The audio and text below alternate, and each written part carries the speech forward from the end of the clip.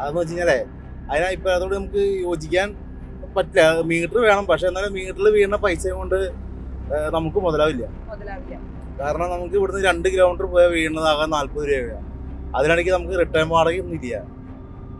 പിന്നെ ഒരു 10 കിലോമീറ്റർ പോയി കഴിഞ്ഞാൽ അവർ പറഞ്ഞ വാടക എന്ന് പറഞ്ഞാൽ ഒരു 110 രൂപ 118 രൂപ കൊണ്ട് വീഴുക.